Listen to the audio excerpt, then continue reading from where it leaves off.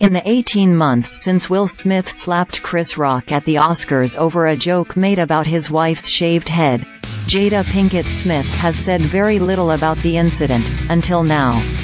Ahead of her upcoming memoir, Worthy, out October 17, Pinkett Smith revealed to People that she and her husband had been separated for 6 years prior to the 2022 Oscars.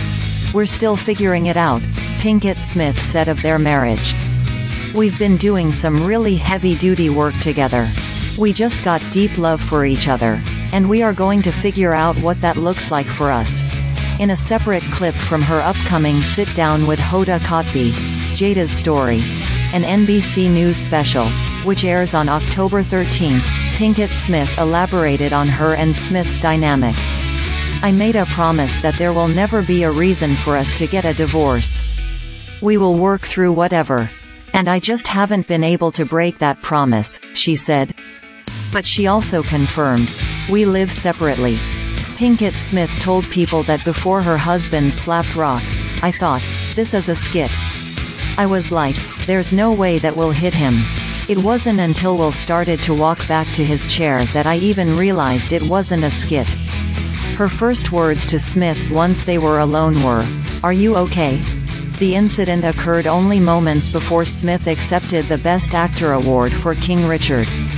It resulted in the actor resigning from the Academy and being banned from attending the ceremony for the next decade.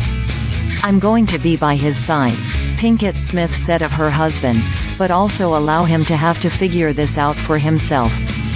Elsewhere in the piece, Pinkett Smith gave insight into the issues in their partnership.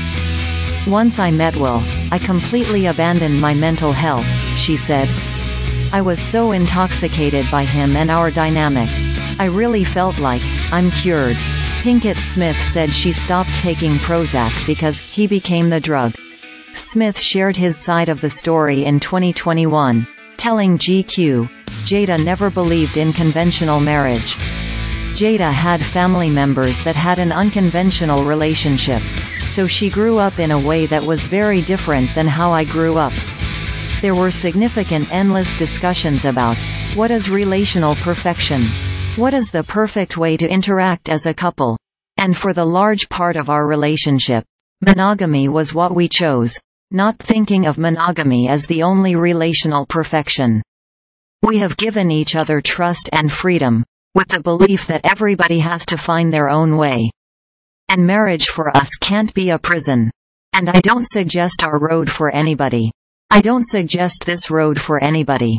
But the experiences that the freedoms that we've given one another and the unconditional support, to me, is the highest definition of love."